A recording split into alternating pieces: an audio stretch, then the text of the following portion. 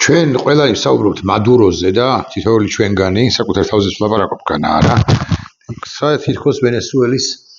მთავარ ექსპერტად, ხო, საუკეთესო მცოდნედ იმისა, რაც ხდებოდა და ხდება ვენესუელაში ან ზოგადად სამხრეთ ამერიკაში ან მსოფლიოში. საკუთარ თავზე ვლაპარაკობ მეთქი. ცხადია, ყველამ ვიცოდით, სად არის, სად მდებარეობს ვენესუელა, მაგრამ ეჭვი მაქვს, რომ ბევრმა ჩვენგანმა საბოლოო ჯამში არც იცოდა იმ პრობლემების თაობაზე, იმ საკითხების თაობაზე, რაც ამბების თაობაზე, რაც ხდებოდა და ხდება ვენესუელაში, მაგრამ ტრამპმა ჩვენ მოგცა უკეთ გარკვევის შესაძლებლობა და უმრავლესობა ჩვენგანი მადუროს წინააღმდეგ რომ არის და ტრამპს რომ აქებს, ეს აბსოლუტურად ნორმალურია, თუმცა გამოჩნდნენ ისეთების, მათ შორის საქართველოს დე-ფაქტო ხელისუფლების მიმართ კრიტიკულად განწყობილ საზოგადოებაში, რომლებიც სხვაგვარ აქცენტებს სვავენ და ეს ნორმალურია, მეთქი ასე გეტყვით, მე ამ უკანასკნელ ჯგუფს,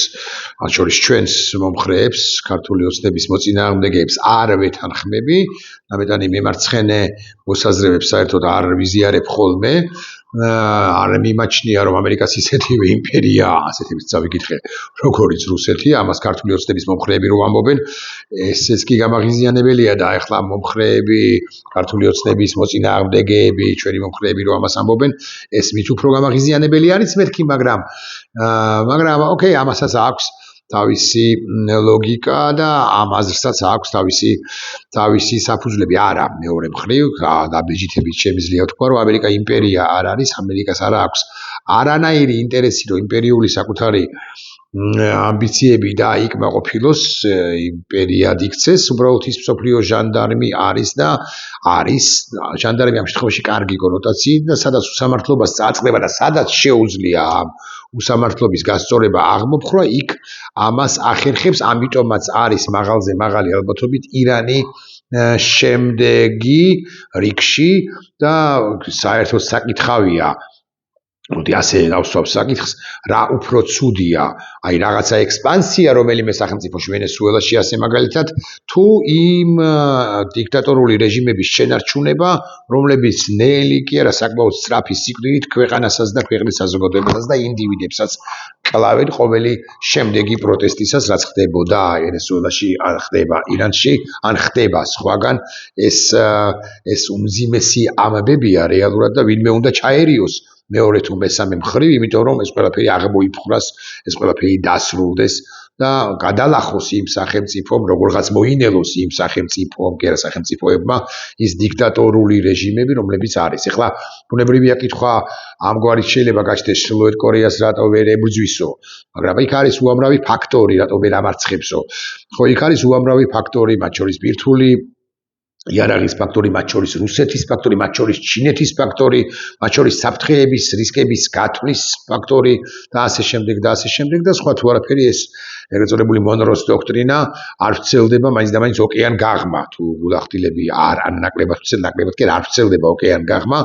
და ამერიკის შეერთებულ შტატებს მართლა ეხა ყველგან მიწვდომა არ შეუძლია მოცემულ ეტაპზე ყოველ შემთხვევაში და ალბათ არც არასოდეს შეიძლება და რომ არ შეიძლება ესეც სწორია. უმრავლეს შემთხვევაში ადგილობრივმა ქვეყნებმა საზოგადოებებმა უნდა გადაწყვიტონ თავიანთი საქმეები და პრობლემები თავად უნდა მოაგვარონ. ჩვენს სიმართლე გითხრათ, გასაკვირველია გვაქვს ამერიკის შეერთებული შტატების იმედი, დასავლეთის იმედი ზოგადად, მაგრამ ჩვენ გასაკეთებელს ვერავინ სხვა ვერ გააკეთებს და კიდევ ერთხელ გავიმეორებ იმას, რაც თქვი, რომ ბიზნეს ივანიშვილს ხელბორკილების დადება ამერიკის შეერთებული შტატებიდან ალბათ მაინც არ ელის. ასე შვიდათ უნდა იყოს, მეთქი ამასაც ვერ ვიტყვი, მაგრამ ალბათ მაინც არ ელის იმას, რაც გაუკეთეს მადუროს, ბიზნეს ივანიშვილს ალბათ მაინც არ გაუკეთებენ. ამ ყველაფერმა, ამ თემებმა შეშჭამა სხვა მნიშვნელოვანი თემები და ახლა გეტყვით, რასაც გულისხმობ. საქართველოს დე-ფაქტო ხელისუფლება ებრძვის ამ ქვეყანას ყველანაირად ებრძვის და ღუპავს ამ ქვეყანას, მათ შორის ეკონომიკური თვალსაზრისით თემა, რომელიც ახლა გავამახვილებ მე ყურადღებას.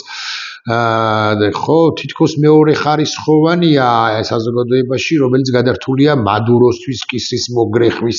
ამბავზე და უმრავლესობა ჩვენგანი ამ ყველაფერს აკითხავით მიესალმება კიდეც, მაგრამ ეს თემა, რომელზეც ახლა გავამახვილებ ყურადღებას,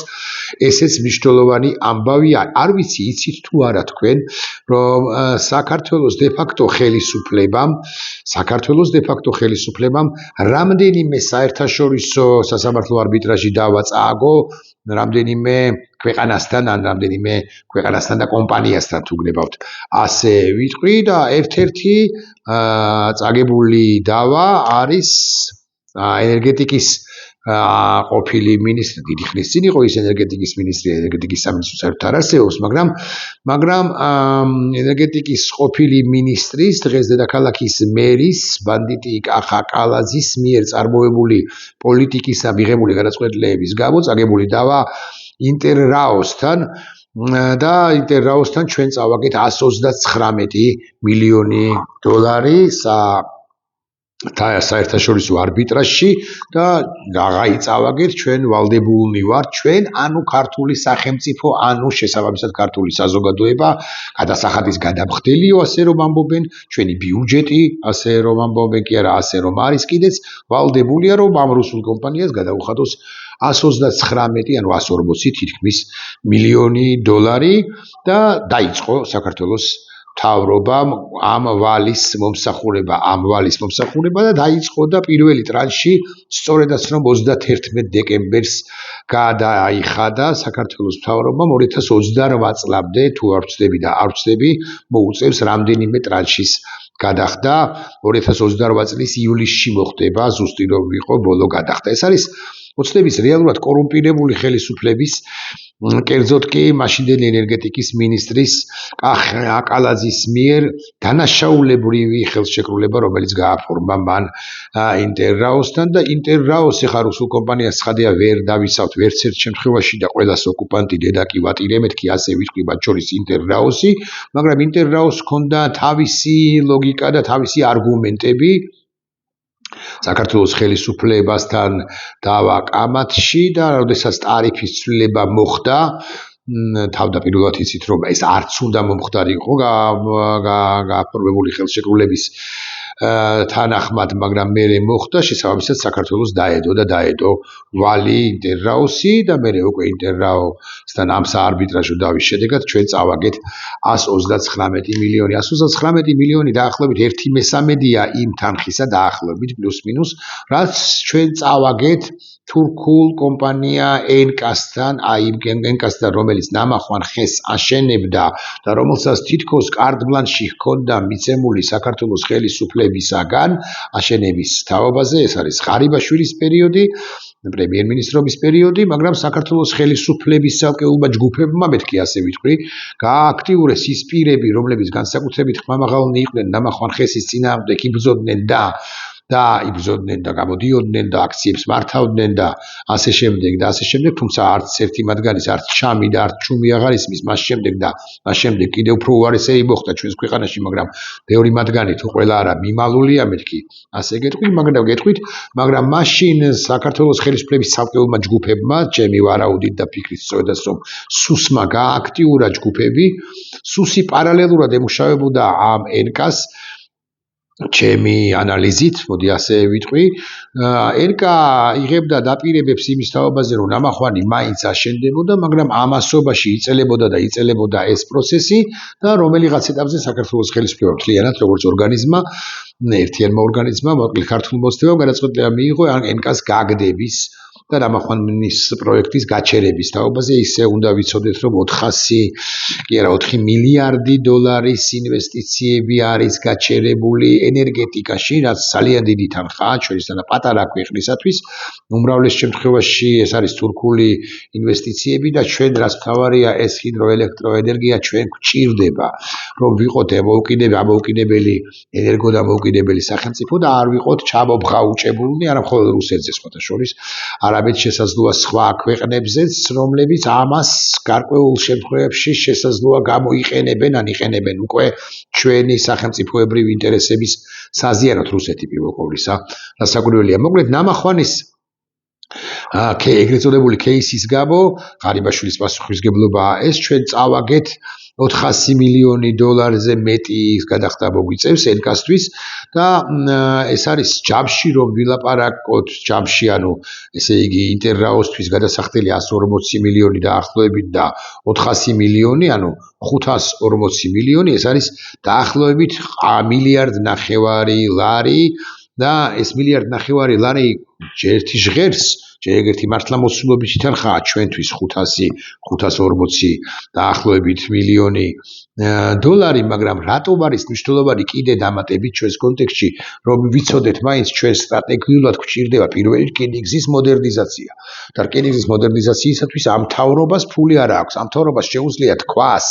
რომ მე ავაშენებ სტადიონს ვაზიანის სამხედრო ბაზის სიახლოვეს ვაზიანში, მერე ჩაშალოს ეს ტენდერი, მაგრამ ეს ტენდერი თუ ეს პროექტი საერთოდ ანუ თავის დროზე იბაქიბუქოს თქვას, რომ აი საერთაშორისო სტანდარტების სტადიონს ავაშენებ, რომელიც არ მინდა შემეშალოს 800 მილიონ ლარზე მეტი დაჯდებოდა, რეალურად დაჯდებოდა გაცილებით მეტი, მაგრამ პროექტში გაწერილი უნდა ყოფილიყო სწორედ 840-მდე თუ 860 მილიონ ლარამდე, მაგრამ ამას არ აქვს ნიშნულობა, ბაქიბუქობს და მილიარდ ნახევარს კი უცებ ვიღაცებს უხდის, ვიღაცებს, იმიტომ რომ ეს არ ხმარდება საქართველოში დოვლათის შექმნას, საქართველოში ეკონომიკის გამართვას, ესეთი გასროლილი თანხაა, იმიტომ რომ კორუმპირებულმა კალათზემ მაღალი ალბათობით კორუმპირებულმა და დადასტურებულად კორუმპირებულმა ირაკლი ღარიბაშვილმა მოდი ასე ვიტყვი და ყველაზე რბილად არასწორი გადაწყვეტილებები ქვეყნისთვის საზიანო გადაწყვეტილებები მიიღეს და ამის გამო სხვადასხვის არ დასჯილან კალაძესთვის მოეთხოვება მას ადრე თუ გვიან პასუხი ენტერაოსთან გაფორმებული ხელშეკრულებისა და გამო იმ წამგებიანი კატასტროფული ხელშეკრულების გამო, მაგრამ ჯერჯერობით მისი პასუხისმგებლობა არც ამ და არც სხვა საკითხებთან მიმართებაში არ დამდგარა, ხოლო ღარიბაშვილისა არ დამდგარა ენკასთან მიმართებაში პასუხისმგებლობა, ღარიბაშვილის პასუხისმგებლობა არ დამდგარა და სხვა რამეში კი ედავებიან და სამართლიანად მიედავებიან თუ ედავებიან მას, მაგრამ ეს უნდა დაემატოს ენკასთან მიმართებით მის მიერ გაფორმებული არასწორი ხელშეკრულება, არასწორი პოლიტიკა და არასწორი პოლიტიკა ენკასთან მიმართებაში, ნამახვან ხესთან მიმართებაში და ხალხშესავარია ჩაშლა იმ პროექტისა, რომელსაც ნამახვანის ეხა ბევრი შემეწინააღმდეგება, მათ შორის ჩვენი ხელისუფლების მიმართ კრიტიკულად განწყობილი საზოგადოების ის ნაწილი, რომელიც ნამახვანის მოწინააღმდეგე იყო, მაგრამ ყველაფრის გამართვის, მათ შორის ეკოპრობლემების მოგვარების და ყველაფრის გადაზღვრების გათვალისწინებით ეს პროექტი რასაკვირველია უნდა განხორციელებულიყო, მაგრამ ღარიბაშვილმა დაიწყო, ღარიბაშვილმა ჩაშალა ამ ავანტიურაში შევიდა საქართველოს ღარიბაშვილის მართლობის დროს და ღარიბაშვილის მართლობის დროს კი არა ახლა ხან დამარცხდა საერთაშორისო არბიტრაჟში და ეს ყველაფერი რომ იცოდეთ ძალიან მნიშვნელოვანია ჩვენთვის და ძალიან დამაზიანებელია. ხო რაც შეეხება მილიარდ ნახევარი რომ ვიცოდეთ მაინც ეყოფა პირველი რკინიგზის პრაქტიკულად სრულ მოდერნიზაციას და ანაკლიის ღვაწლოვანი პორტის პირველ ფაზას მაინც მე უბრალოდ რატო ვახსენებ ამ პირველ ფაზას და გვახსოვდეს და უნდა ვიცოდეთ რომ როდესაც ხაზარაძეს იყო ანაკლიის ხაზარაძისა და სხვა პარტნიორების ესეთი პარტნიორი არ მიდა შემეშალოს და 7 თუ 8 ყავდა ხაზარაძეს იმ კონსორციუმში პირველი ფაზა გაცილებით ნაკლები ერთგვარად ნაკლები იჯდებოდა სულ 9 ფაზიანი უნდა ყოფილიყო ანაკლიის ღვაწლოვანი პორტი ჩვენ რამდენად დავაგვიანეთ და აი ამ საერთაშორისო კონტექსტში რამდენად აუცილებელი იქნებოდა კარგი იქნებოდა რომ ჩვენ ქონოდა ანაკლიის ღვაწლოვანი პორტი რომელიც მიიღებდა უზარმაზარ გემებსა და გაატარებდა დიდი რაოდენობით ტვირთს. ეს იმ პერიოდში, როცა ტამანი, როცა ნოვოროსიისკი დაკეტილია, როცა პრობლემები ისედაც აქვს რუსეთს აღრჩობენ ეკონომიკურად, როდესაც ნავთობის ფასი დავარდილია, როდესაც ნავთობის ფასი კიდევ უფრო დავარდება ვენესუელისა და ირანში სავარაუდო ვენესუელის ოპერაციისა და ირანში სავარაუდო ოპერაციის გათვალისწინებით, როცა ტანკერები უნდა შემოსულიყო, არასანქციონირებული ტანკერები უნდა შემოსულიყო, როცა ჩვენ